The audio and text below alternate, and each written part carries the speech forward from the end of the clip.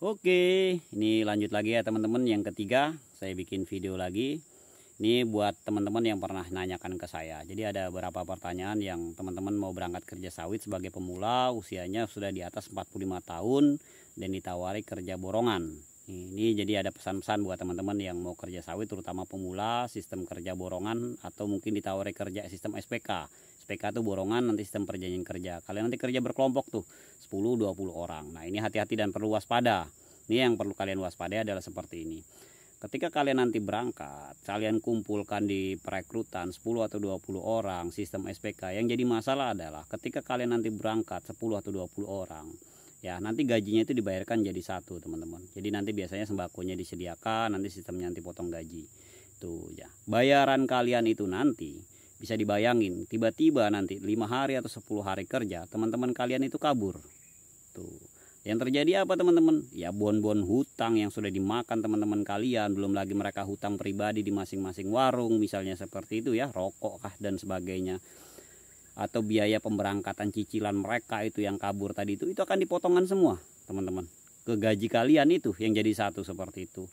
Nah, itulah kenapa saya mewanti-wanti buat teman-teman yang ditawari kerja borongan sistem SPK, di mana kerja kelompok kalian itu pada teman-teman yang kalian belum kenal, kan seperti itu. Ketika kalian berangkat dalam satu kelompok yang memang itu teman satu kampung, misalnya kalian sudah biasa bekerja bersama, silahkan. Tetapi ketika kalian berangkat kerja ketemu teman-teman yang baru kalian kenal, kan seperti itu, kalian akan menanggung beban yang cukup besar. Nah, inilah makanya saya bilang buat teman-teman, jadi bukan asal kerja teman-teman. Saya mau wanti-wanti itu karena saya sering mendengar hal yang seperti itu gitu loh, menyaksikan hal yang seperti itu. Kalian akan menanggung beban yang di luar tanggung jawab kalian seperti itu. Belum nanti yang hutang-hutangnya di warung ada yang besar, kan seperti itu. Tiba-tiba mereka kabur, itu kan pembiayaan dipotongkan ke kalian semua. Itu saya dengar dalam satu teman saya itu, mereka kemarin borongan. Mereka itu sekitar 20 orang, itu ada kabur sekitar 15 orang gitu. Tinggal 10 orang itu menanggung hutang teman-teman mereka yang kabur. Dan pembiayaan mereka itu kan yang dicicilkan itu akhirnya dipotongkan sekaligus. Yang kabur-kabur tadi itu. Bayangin kalau ketika kalian harus dipotong sekaligus, habis kan gaji kalian ada gajian kan? Kan seperti itu. Hasilnya berapa sih? Tinggal menyelesaikan berapa orang itu, kan kayak gitu. Jadi buat teman-teman, ini bukan saya kadang-kadang nggak mau menjawab ketika saya memberitahu kerja sistem SPK itu berat. Sistem SPK itu hati-hati ketika kalian digaji per masing-masing orang. Sistem SPK-nya sistem harian, kalian digayarkan gaji per orang, itu enak gitu loh.